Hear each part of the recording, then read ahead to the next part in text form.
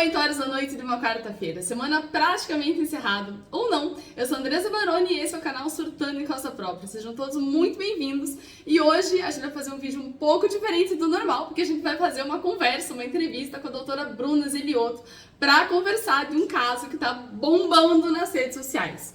Você pode não estar assistindo Big Brother Brasil, mas eventualmente você está sabendo do caso do Lucas Buda, que entrou casado no Big Brother, traiu a mulher e ela acabou se divorciando dele meio que sozinha ali, se separando dele meio que sozinha. Ganhou milhões de seguidores nas redes sociais e a pergunta que fica é: como vai ficar a divisão dos bens do casal quando ele sair da casa, porque ela tá ganhando muito dinheiro e ele vai sair de lá basicamente sem nada, sem o prêmio e sem ter conquistado nada muito grande dentro do programa. Mas, antes da gente começar, eu já vou pedir pra vocês deixarem o like agora no comecinho do vídeo, que é super importante. Se inscrevam no canal, ative o sininho de notificações para não perderem nenhum vídeo e, principalmente, comentem e compartilhem esse vídeo com todo mundo que vocês conhecem para que esse canal possa crescer. Bora lá?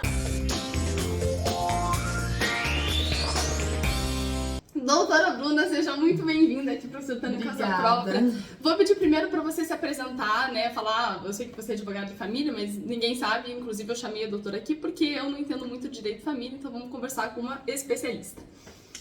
Então vamos lá. Boa noite a todos.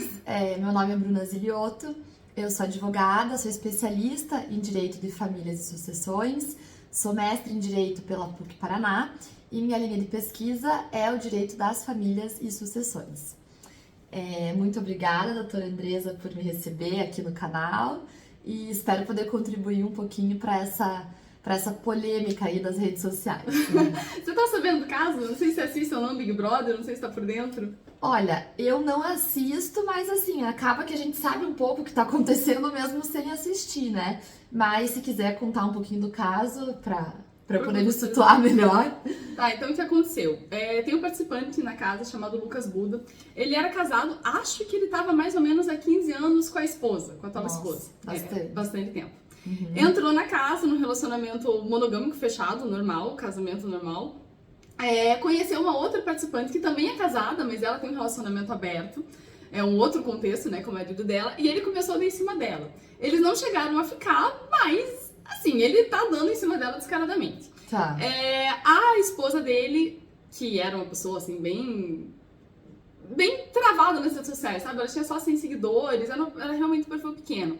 Diz que ela, que foi numa padaria, foi chamada de corna na padaria, não gostou e postou uma foto com a mala dele, com as roupas dele, tirando ele de casa. Com a música do Chico, da Luísa Sonza, né? Porque polêmica pouco. Tirando ele de casa. Tirando ele de casa. E a partir disso ela explodiu. Hoje eu acho que ela tá com quase 3 milhões de seguidores. Se já não bateu os 3 milhões quando esse vídeo sair, não sei. E ela tá fazendo muita publicidade, ganhando muito dinheiro em cima disso. Entendi. Né? E a pergunta que fica ele vai ganhar alguma coisa disso quando ele sair de casa? Quando ele sair do Big Brother, porque ele não tá ganhando nada lá dentro, né? Acho que ele só ganha liderança, mas acho que grande prêmio de dinheiro ele não vai ganhar. Tá, vai ficar por ela. Então, o seguinte, pessoal, o primeiro fator, que na verdade é o fator mais decisivo para esse caso, é entender qual vai ser o marco temporal do fim desse casamento, tá? Qual que é a regra hoje pelo direito brasileiro? Que a separação de fato ela põe fim ao regime de bens. Esse é o entendimento do STJ, do Superior Tribunal de Justiça, é um entendimento já pacificado na doutrina e na jurisprudência. Ou seja, não precisa concluir um processo judicial de divórcio para que o fim dos efeitos patrimoniais ocorra em um relacionamento conjugal ou de união estável. Então, a dificuldade que eu vejo nesse caso é entender qual vai ser o fim desse casamento e qual vai ser a data da separação de fato. O que eu recomendaria caso fosse advogada dela, né? Para que ela entrasse com a ação de divórcio e na ação de divórcio colocasse ali que a data da separação de fato foi quando ela teve o episódio aí da padaria ou a data do ajuizamento da ação, mas é importante cravar um marco temporal. Então, quanto antes ela fizer esse movimento, mais as chances que ela consiga afastar a comunicabilidade desses bens por um período maior. Então, quanto antes for decretado, for reconhecido o fim do casamento faticamente, melhor vai ser para ela em termos patrimoniais. Tá, e ela poderia entrar com a sessão de divórcio mesmo agora, né? Mesmo antes dele sair da casa. Ela pode se adiantar aí se já pedir que seja reconhecido o marco temporal. Inclusive, a partir da emenda constitucional 66 de 2010, o divórcio ele passou a ser pré-requisito para o fim da dissolução do casamento. E com isso acabou aquela história da separação de fato, do desquite, que exigia um pré-requisito temporal para que as pessoas pudessem se divorciar. Então, antes dessa emenda constitucional de 2010, era preciso que os cônjuges ficassem separados de fato por, no mínimo, 2 anos, para depois a separação pudesse ser convertida em divórcio. Apenas em 2010 que foi instituído no nosso ordenamento o chamado divórcio direto. Ou seja, eu posso me casar num dia e no dia seguinte me divorciar. Horas depois me divorciar. Porque não tem mais um requisito temporal. Aquele pedágio ali de, será que vou voltar? Será que é isso mesmo? Pessoa que quer divorciar, divorcia. Tá. E ele poderia alegar em eventual ação, vão ter que entrar, né? Vão ter que entrar ou com divórcio judicial. Mas ele poderia alegar, por exemplo, se ele entrar com divórcio judicial, que ele só ficou sabendo disso depois que ele foi citado, depois que ele saiu da casa e o marco ser estabelecido aí? Então, para esta pergunta existem 2 correntes doutrinárias e jurisprudenciais que vão responder essa pergunta. Então, assim, existe uma corrente que entende que o divórcio é um direito potestativo, ou seja, é um direito que independe da manifestação da parte contrária, porque é um direito seu, né, um direito do ser humano que não precisa do contraditório. Então, essa corrente entende o quê? Que a partir do momento que a pessoa ajuiza a ação de divórcio, o divórcio deve ser decretado em uma decisão liminar, ou seja, sem ouvir a outra parte. Essa corrente é a qual eu me filio, né? Mas existe grande parte da doutrina que não entende dessa forma. Mas se a mulher do Buda, né, entrar com uma ação de divórcio, pedir para que seja decretado de forma liminar e o juiz do caso for afiliado a esta corrente, ela pode conseguir uma decisão de divórcio antes mesmo dele saber, dele ser citado, ele estando lá na casa. Agora, existe uma outra corrente que entende que para a decretação do divórcio é imprescindível a oitiva da parte contrária, né? Dá o direito ao contraditório. Então, assim, aqui no Paraná a jurisprudência é dividida. Não sei qual que vai ser o juízo competente no caso deles, vai depender da onde eles tinham residência, né? Do local da onde eles moravam.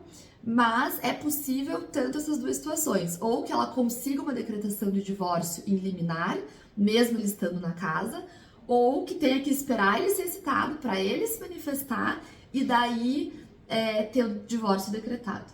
E acho que vai depender também do regime de bens que eles vão ter, né? Porque o regime normal seria a comunhão parcial. Então, a partir do momento em que vocês estão casados, aquilo que vocês construírem juntos é do casal. Isso. Mas, eventualmente, não. Eventualmente, eles têm uma separação total, ou, eventualmente, até uma comunhão universal de bens. Né? E daí, como é que muda nesse caso? Então, tudo vai depender do regime de bens, né? Muito bem colocado.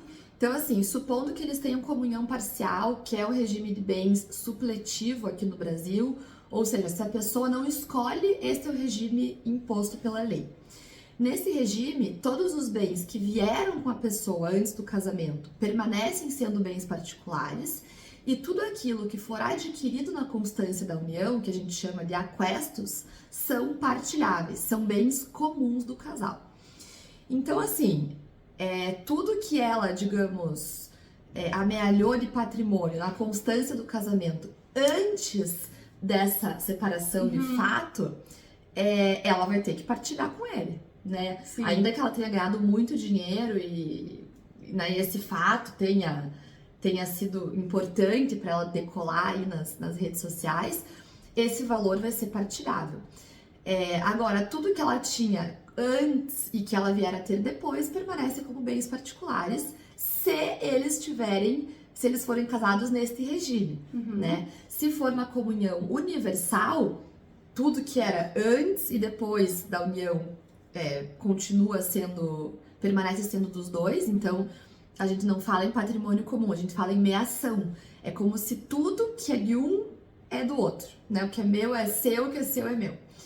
Agora, se eles tiverem sido casados na separação de bens, na separação legal de bens, aí o que é dela é dela, o que é dele é dele. É o jeito mais fácil de fazer uma partilha de bens, não tem que entrar nessas minúcias do que foi adquirido na constância, o que é bem particular, tudo é dividido. Aí, nesse caso, ele não ficaria com nada, né? Ela só ficaria com aquilo que ele ganhar depois de ele sair da casa, eventualmente, porque ele, sei lá, tiver adquirido lá dentro. Exato. Né? E teria como ele alegar, caso eles fossem casados em comunhão parcial de bens, vamos presumir que seja isso, né, que é o normal. Tem como ele alegar que ela só ganhou o que ela ganhou por causa das ações dele dentro da casa e com isso ele conseguir parte do patrimônio dela? Pois é uma tese aí que é uma tese assim, ele tá inovadora, né? Não existe nenhum dispositivo de lei que regulamenta essa situação específica. Mas, assim, eu entendo que não, porque o esforço comum, ele presume não só um esforço material, financeiro, mas um esforço também moral, afetivo, para a pessoa conseguir um patrimônio. Então, claro, para ela talvez conseguir o que ela está conseguindo agora, ela dependeu dessa situação que aconteceu com ele. Sim. Mas pode ser que antes, para ele conseguir outro valor, também ele dependeu dela, do companheirismo, enfim, do casamento deles e vice-versa. Agora, de repente, ele pode tentar, dentro da esfera civil, alguma indenização, né, não sei, aí ele vai ter que analisar a situação fática e desconstruir uma tese argumentativa jurídica. Mas eu entendo que, em regra, não. Não, menos mal, né? Porque não bastasse trair a mulher, ainda vai ter que entrar com uma ação judicial de danos morais contra ela, eventualmente, pra conseguir parte do valor que ela ganhou. É uma sacanagem, né? Ela sai perdendo ali 2 vezes. Pois é. Né? Mas enfim, ou não, né? Porque 3 milhões de seguidores é muita gente. Ela vai ter publicidade pra fazer por um bom tempo. Eu acho que a hora que ele sair, ainda tende a aumentar o número de seguidor dela. Dele também, né? Eu quero ver ela conseguir manter tudo. Ela vai ter que criar um conteúdo legal, né, e que gere aderência para que mesmo depois que passar esse fervo, ela continue com esses seguidores, né? Sim. Mas daí também é trabalho do relações públicas dela, relações públicas dele também e dos advogados que vão entrar no caso, né? Com certeza. Mas enfim, mais alguma colocação que você queira fazer sobre o caso? Mais algum comentário, alguma deixa, não sei? Então, o que eu achava legal pontuar é que se eles forem de fato casados na comunhão parcial de bens, eventual prêmio que ele ganhe na casa, digamos que semana que vem ele faça alguma prova e, enfim, ganhe, sei lá, R$1 milhão, R$500 mil, ganhe um carro. Esses bens também são partilháveis até a data da separação de fato. Então, se eles não tiverem separados de fato ainda, se ela não tiver conseguido uma liminar, ou o juiz considere que a separação de fato depende do contraditório, o que ele ganhar também, ela vai ter direito à metade. Porque os bens adquiridos por fato eventual comunicam. Entendi. Sobre isso, não daria para alegar eventualmente que a separação de fato aconteceu quando ele entrou na casa e eles não estão mais juntos, morando no mesmo ambiente? Ou não? Porque daí seria forçar muito a barra. Porque para ela seria bom, né? Pois porque ele entrou, a gente não tá mais juntos. Eles estão casados, obviamente, no papel, mas não estamos dividindo mais uma vida conjugal. Então, eu entendo que não, porque assim, a separação de fato não é só um distanciamento físico dos cônjuges.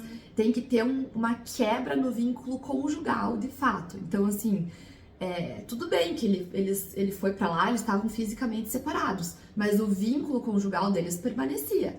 Sim. Então, não é incomum que às vezes um casal fique distante por conta de uma viagem, de um curso, enfim, às vezes 6 meses, 1 ano, não é porque eles estão distantes fisicamente que o vínculo encerrou.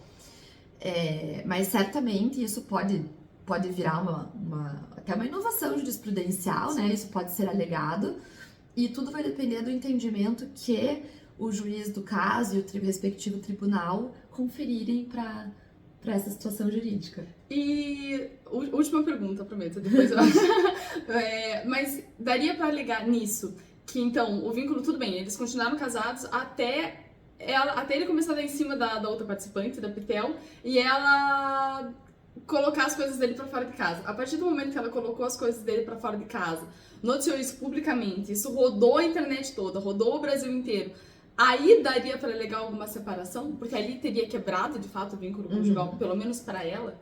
Eu entendo que sim. Eu entendo que, assim, o marco temporal da separação de fato é difícil de você precisar exatamente o dia, o mês e o ano que aquela situação, que aquele relacionamento encerrou, né? Porque geralmente, para um relacionamento encerrar, são sucessivos episódios, leva um certo tempo para de fato ele romper. Então, no caso dela, por um lado foi bom que ela fez essa divulgação aí, essa exposição do que aconteceu, porque eu acredito ser um marco temporal bem fácil e visível de ser determinado, né? Sim. Então, a partir do dia que ela fez o vídeo colocando as coisas dele pra fora de casa, pode-se entender que houve a separação de fato, ainda que só pelo lado dela, né? Mas se a gente parte do princípio que o divórcio é um direito potestativo, e que depende da vontade de uma pessoa para que a outra não esteja mais casada, então eu entendo que essa data pode sim ser um bom marco temporal para separação de fato. Bom, vamos ter que acompanhar e ver o que vai acontecer, se eles vão separar de verdade, se eles vão voltar, se vai acontecer divórcio ou não, né? Porque eu acho que ele tá muito no limbo, ele tá desconfiado do que tá acontecendo, porque ela não apareceu mais as dinâmicas pra ele, não teve mais vídeo dela, não teve mais foto dela, mas ele realmente não sabe que tá solteiro, né? Pelo menos na prática. Então vamos ter que esperar e ver o que vai acontecer. E nada impede que eles saindo, eles reatem, né? Voltando pra vida comum, eles façam as pazes, enfim, né? Não sabemos. Cenas dos próximos capítulos. Exatamente. Mas muito obrigada, Bruna, de ter participado aqui com a gente. Se tiver algum outro tema de direito de família, também tá super convidada para conversar aqui no canal, alguma outra coisa, a gente vai conversando. Legal. E vocês, muito obrigada por assistirem até o final. Deixem o like no vídeo, comentem, compartilhem com todo mundo que vocês conhecem, se inscrevam e não se esqueçam de ativarem o sininho das notificações. Nos vemos semana que vem. Tchau! Tchau, obrigada!